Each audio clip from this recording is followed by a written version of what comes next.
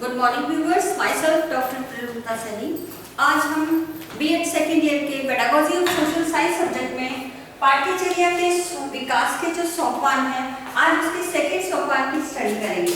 Second सोपान है हमारा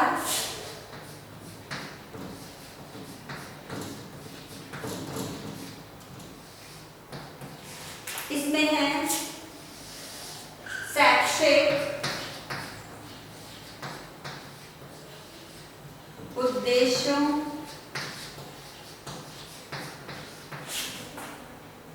का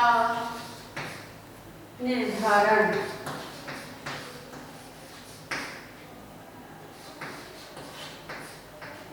अब शैक्षिक उद्देश्यों का निर्धारण जो हमारा सेकंड स्टेप है।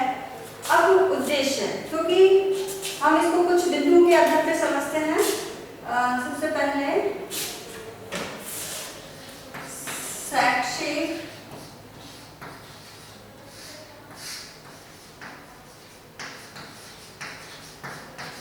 उद्देश्यों का निर्धारण। अब शैक्षिक उद्देश्यों का निर्धारण, क्योंकि शिक्षा क्या है, हमारी एक स्व-उद्देश्यपूर्ण प्रक्रिया है। अब शिक्षा स्व-उद्देश्यपूर्ण प्रक्रिया होने के कारण हम शिक्षा के जो उद्देश्य हैं वो उद्देश्य क्या करते हैं, जितने भी शैक्षिक कार्यक्रम हैं, शैक्षिक कार्यक्रमों को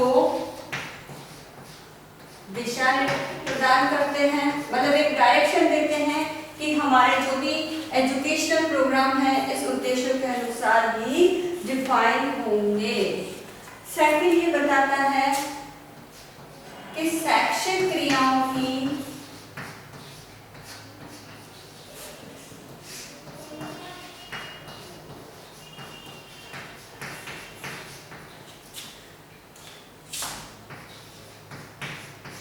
प्रकृति का भी ये उद्देश्य क्या है,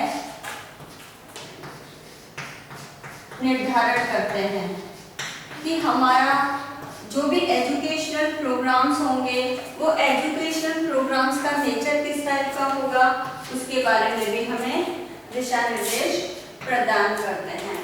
थर्ड इसमें है कि हमारे जितने भी शैक्षिक कार्यक्रम हैं, इन कार्यक्रमों को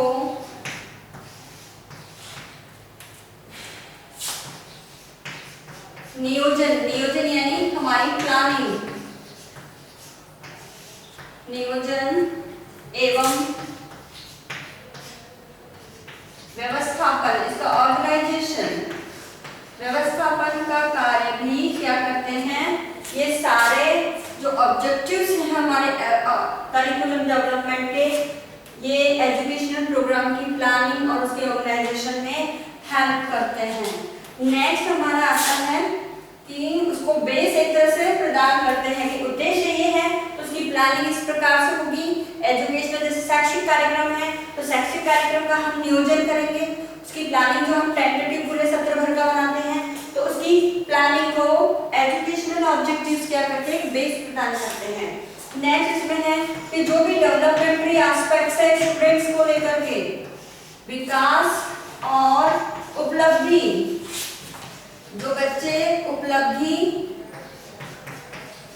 इस उपलब्धि को भी क्या है,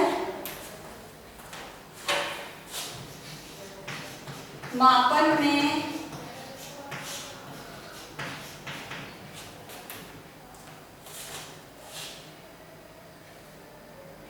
सहायक, ये इसमें भी सहायता प्रदान करते हैं, इसको भी एक बेस प्रदान करते हैं, क्योंकि जो मूल्यांकन प्रक्रिया है वो सारी उद्देश्यों पे आधारित होती है।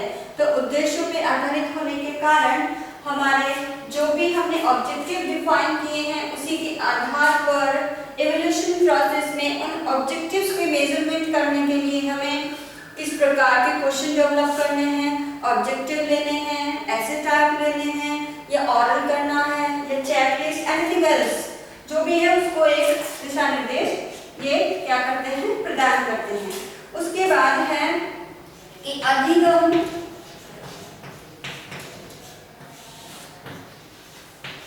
अधिगम के विभिन्न पक्षों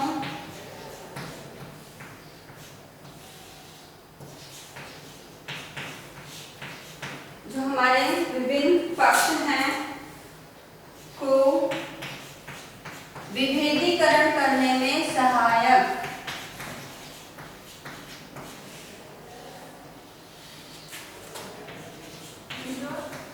तो ये हमारे जो एजुकेशनल ऑब्जेक्टिव है हमारे करिकुलम बनाने के, ये क्या करते हैं हमारे लर्नर या अधिगम या लर्निंग के जो विभिन्न डायमेंशंस हैं, विभिन्न एरियाज हैं चाइल्ड को लेकर के या बालक को लेकर के, उसके पक्षों का भी विभेदीकरण करते हैं। और लास्ट है इसमें कि जो भी अधिगम अनुभव है, अधिगम अनुभव, इन अधिगम अनुभव को इसका और मूल्यांकन है हमारा, अधिगम अनुभव के साथ साथ मूल्यांकन तथा स्थिरीकरण करने में सहायक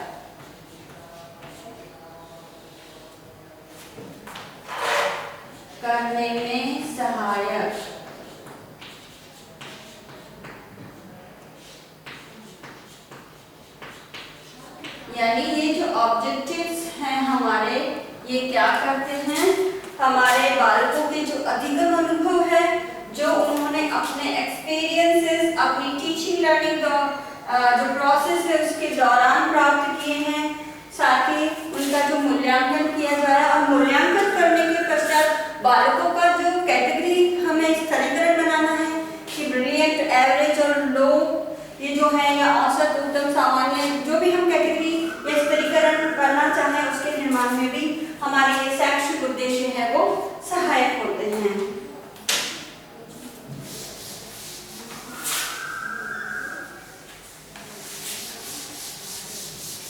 अब इन शैक्षिक उद्देश्यों को लेकर के बीएस ब्लूम ने एक डेफिनेशन दी है। तो बीएस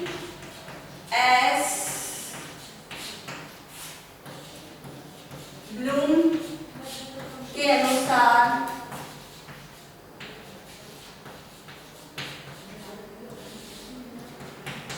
हमारे शैक्षिक उद्देश्य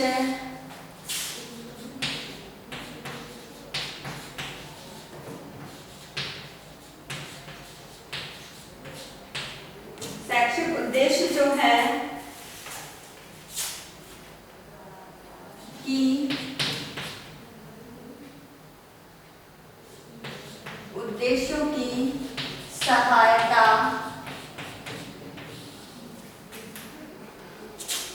से केवल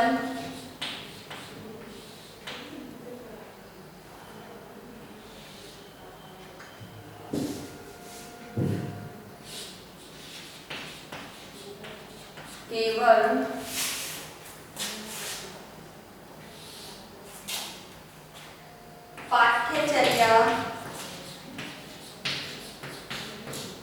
की ही रचना तथा अनुदेशन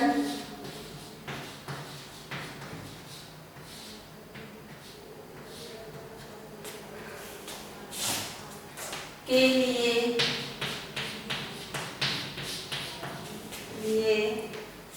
निर्देश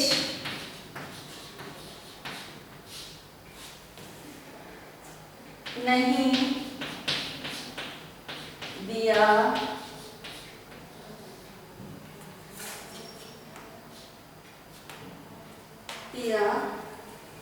जाता, बल्कि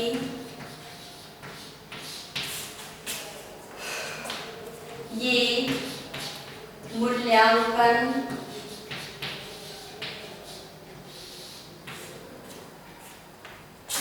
की प्रविधियों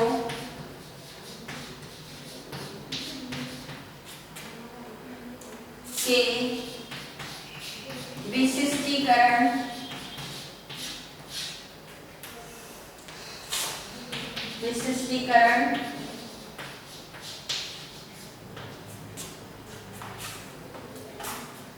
में भी सहायक है। ये जो बीएस ब्लूम ने कहा कि शैक्षिक उद्देश्यों की जब हम प्लानिंग करते हैं, निर्धारण करते हैं, इस शैक्षिक उद्देश्यों के निर्धारण में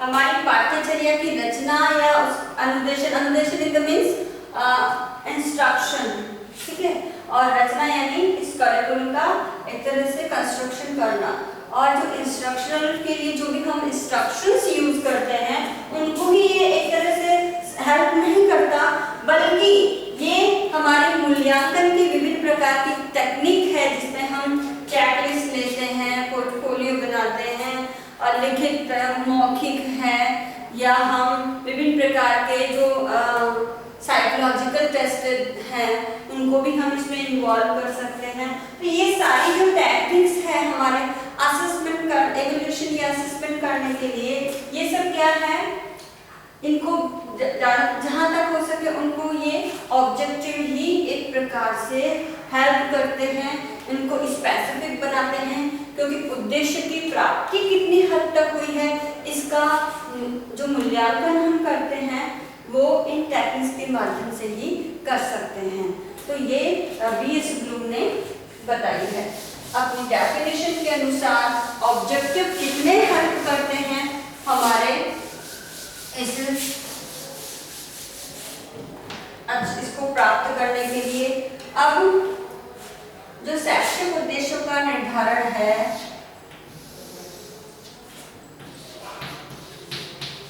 शैक्षिक उद्देश्यों का निर्धारण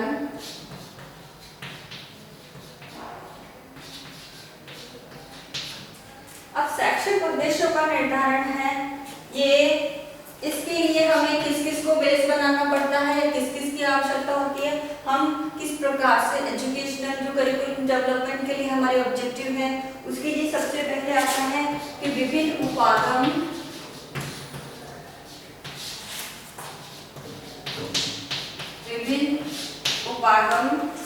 या उपागमों से संबंधित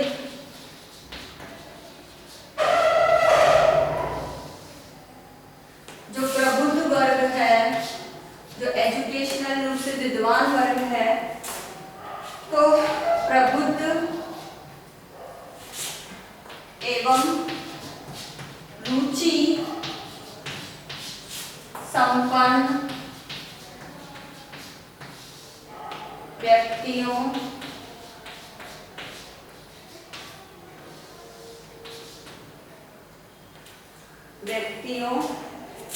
के अभिमत यानी उनके ओपिनियंस, अभिमत का संग्रह है। हम क्या करते हैं करिकुलम डेवलपमेंट के लिए सबसे पहले इनसे राय ली जाती है।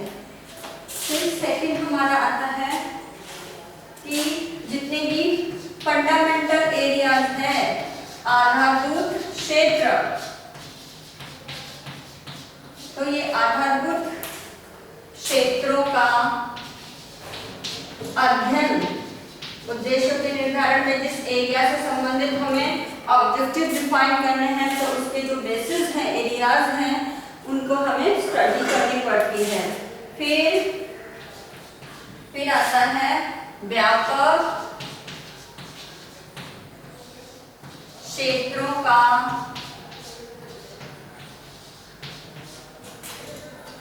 जो भी हमारे एरिया हैं उन क्षेत्रों का स्टडी करने के बाद हम क्या करते हैं, उसके जो भी एरियाज हैं उसके अंदर कहाँ जिस पे डेवलपमेंट या सुधार या विकास की आवश्यकता है हमारे करिकुलम के, उस एरियाज के क्या करते हैं, हम उनके रीजंस को फाइंड आउट करते हैं, उसका एनालिसिस करते हैं, फिर लास्ट हमारा आता है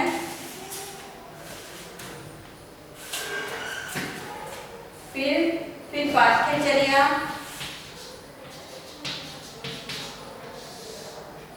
विकास से जुड़ी समस्या। ठीक है, तो इन समस्याओं के आधार पर इन सब करिकुलम डेवलपमेंट से रिलेटेड हम जो एजुकेशनल हायर अथॉरिटीज जो एक तरह से क्लास है उसमें और जो इंटरेस्ट रखने वाले व्यक्ति हैं, हमारे करिकुलम डेवलपमेंट के एरियाज है, उसका एनालिसिस है, देन कुछ प्रॉब्लम्स है, उस प्रॉब्लम्स को सॉल्यूशन के लिए हम बेसिकली क्या करते हैं, एजुकेशनल ऑब्जेक्टिव का निर्धारण करते हैं। अब तो ये सारी बातें शैक्षिक उद्देश्यों के निर्धारण के लिए आती है।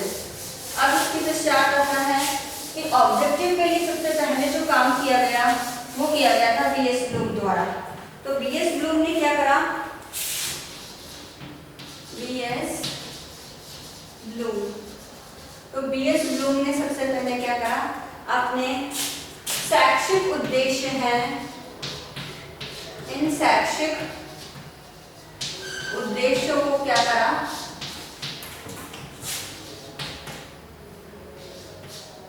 तीन स्तरों पर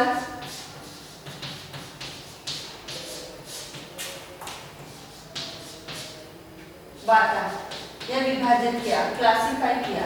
ठीक है, अब वो तीन स्तर आप लोगों ने बीएड करिकुलम में पढ़ी है। फर्स्ट है हमारा ज्ञानात्मक यानी कॉग्निटिव। अब इस ज्ञानात्मक एरिया को लेकर के जो हमारे ऑब्जेक्टिव्स हैं, अब इसमें क्या कौन कौन सी बातें आती हैं, ज्ञानात्मक में हम लेते हैं ज्ञान, दूसरा हम लेते हैं अवबोध, तीसरा हम लेते हैं ज्ञानोपयोग,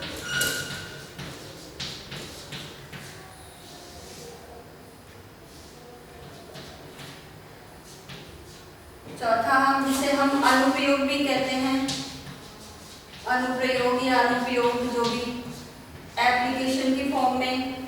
नेक्स्ट हम लेते हैं इसमें विश्लेषण, फिर हम लेते हैं संश्लेषण,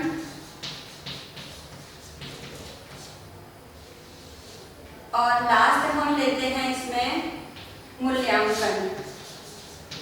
तो ये हमारे कॉग्निटिव जो हमारा डोमेन है, ज्ञानात्मक हमारा जो पक्ष है, इस ज्ञानात्मक पक्ष या जो हमारे ऑब्जेक्टिव्स हैं ज्ञानात्मक पक्ष के, इनके अंदर हम इन बातों को समाहित करते हैं। सेकंड जो हमारा पक्ष आता है वो आता है हमारा भावात्मक। अब इस भावात्मक पक्ष में जो हम जिन बातों को लेते हैं वो भावात्मक पक्ष के अंतर्गत आता है आग्रहण, यानी ग्रहण करना या रिसीव करना, आग्रहण। ठीक है, दूसरा इसमें आता है या इसे हम कहते हैं प्राप्ति। ठीक है, दूसरा इसमें आता है अनुक्रिया, फिर हम क्या करते हैं उसकी रिस्पॉन्स करते हैं, तो ये अनुक्रिया। तीसरा इसमें आता है अनुमूल्यन,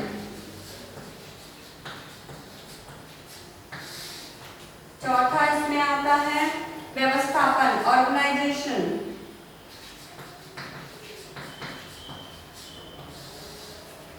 पांचवा इसमें आता है मूल्य का लक्षण या वर्णन। तो ये सब बातें हमारी अफेक्टिव डोमेन के अंतर्गत आती हैं, तो इसमें हम इन बातों को इंट्रोड्यूस करते हैं। इसके पश्चात हमारा थर्ड आता है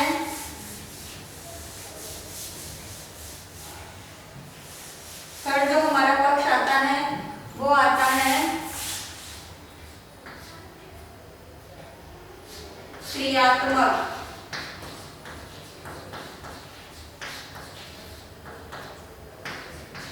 पक्ष है हमारा ऑब्जेक्टिव।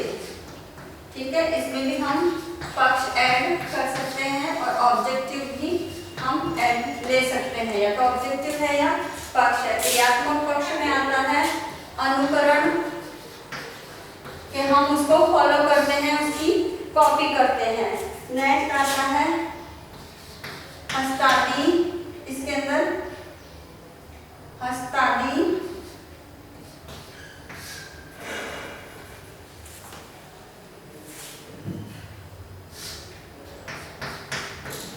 हस्तादि का प्रयोग करना,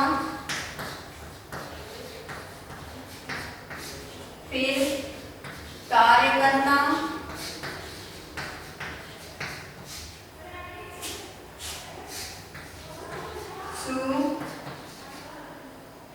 सुदक्षता, संधि योग,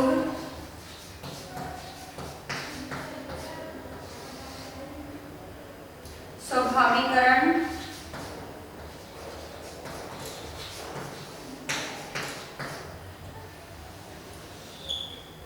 या नैसर्गिक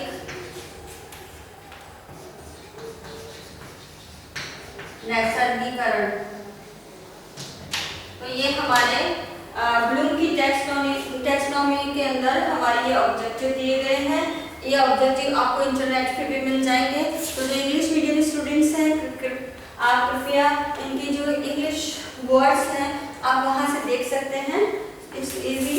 तो ये सारी बातें क्या हैं, उद्देश्यों को 3 स्तरों पर, इन्हीं के आधार पर फिर हम क्या करते हैं, हमारे करिकुलम का डेवलपमेंट करते हैं। और करिकुलम के डेवलपमेंट के अंदर जो फिर हमारा सेकेंड स्टेप है सोपान का, शैक्षिक उद्देश्यों का निर्धारण, इन्हीं उद्देश्यों को ध्यान में रख करके किया जाता है।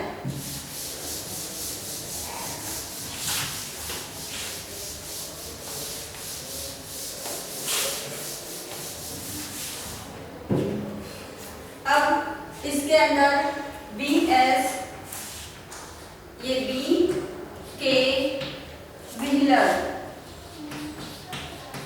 BK व्हीलर ने क्या किया है, उनने अपनी एक बुक लिखी। उस बुक का नेम है करिकुलम प्रोसेस।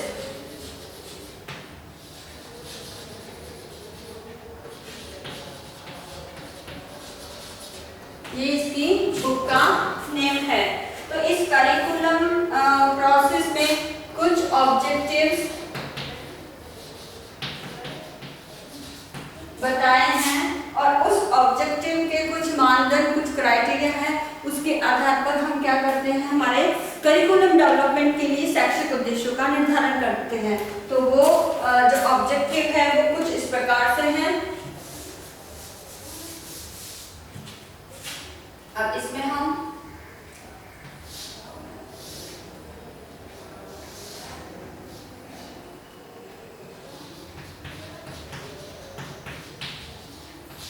उद्देश्य, ठीक है, इसमें शैक्षिक उद्देश्य जो है वो इस प्रकार से बताए गए हैं। इसमें पहला है मानवीय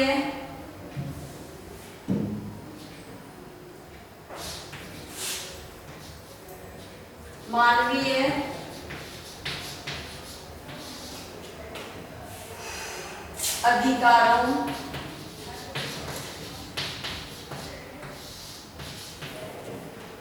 से तादात्म्य, यानी उनका कोलैबोरेशन, तादात्म्य, उनसे कोऑर्डिनेशन करना। तादात्म्य मींस कोऑर्डिनेशन। जो हमारे ह्यूमन राइट्स हैं उनके आधार पर ही हमारे क्या होने चाहिए, करिकुलम के ऑब्जेक्टिव डिफाइन होने चाहिए। अब अधिकारों से तादात्म्य को लेकर के संयुक्त राष्ट्र संघ अर्थात यूएनओ, यूनाइटेड नेशंस ऑर्गेनाइजेशन जो है, इन्होंने क्या किया है,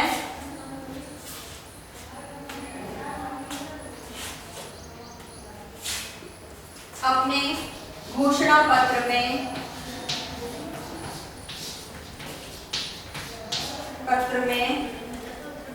धारा, यानी इनके जो चार्टर्स हैं, जिसे धारा कहते हैं, वो धारा 55 के तहत कुछ ऑब्जेक्टिव्स बताए हैं और वो ऑब्जेक्टिव्स इस प्रकार से हैं कि पहला इन्होंने कहा कि हमारे जीवन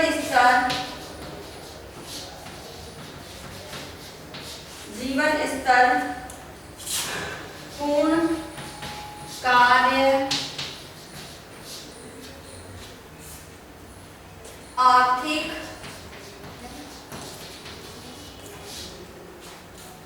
एवं सामाजिक प्रगति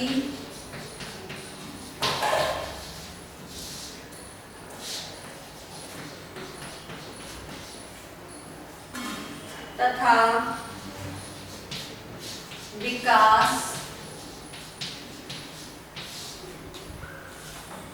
की स्थितियां, कि हम जब ऑब्जेक्टिव डिफाइन करें अपने, तो हमें सबसे पहले क्या देखना चाहिए कि हमारे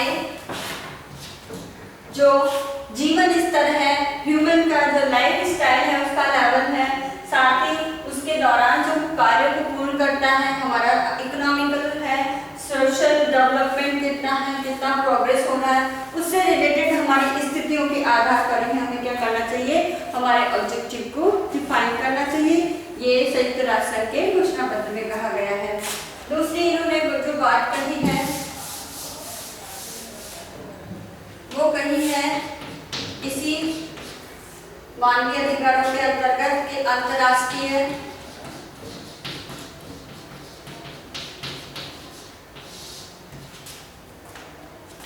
आर्थिक,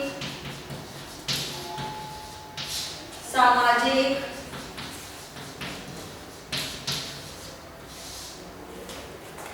स्वास्थ्य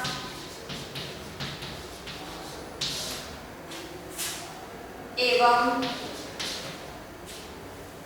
अन्य सामाजिक समस्याएं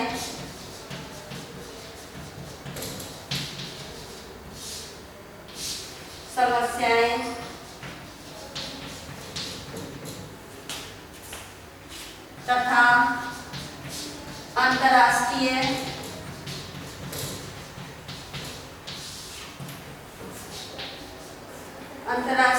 सांस्कृतिक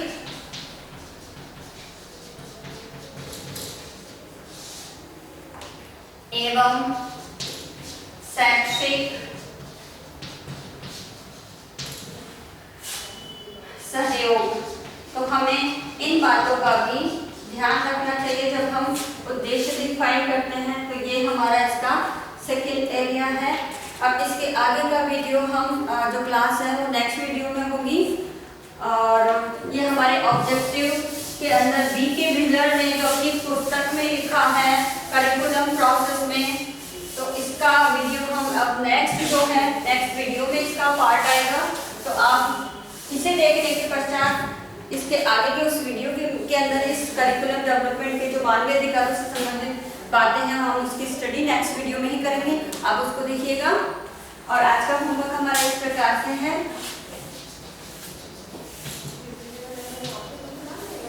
इसमें आपको एक असाइनमेंट दिया जाता है। इस असाइनमेंट में आपको एक क्वेश्चन दिया जाता है कि पाठ्यचर्या विकास में शैक्षिक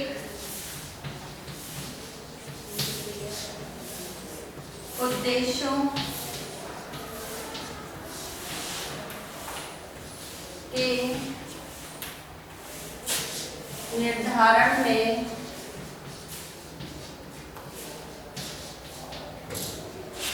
B.S. ब्लूम के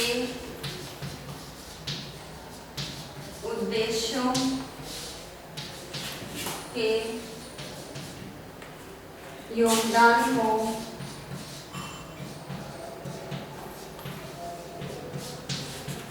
स्पष्ट कीजिए। यानी इसमें आपको सबसे पहले उद्देश्यों के निर्धारण की प्रोसेस बतानी है। उसके पश्चात BS ब्लूम ने जो 3 लेवल्स ऑफ ऑब्जेक्टिव्स के दिए हैं, आप उन्हें डिफाइन कीजिएगा।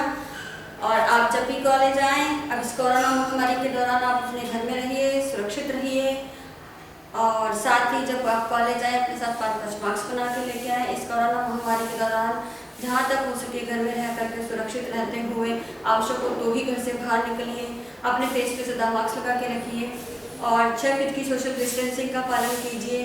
खांसते और छींकते वक्त सदैव नाक और मुंह पर कपड़े या रुमाल का इस्तेमाल कीजिए और इसे डस्टबिन में ही डालिए, इधर उधर ना फेंकिए। अगर कोरोना महामारी के दौरान कोई भी ऐसे सिम्टम्स आपको अगर लगते हैं तो आप तुरंत जाकर के डॉक्टर से सलाह लें। आई होप ये वीडियो आपके लिए यूजफुल होगा। So thank you.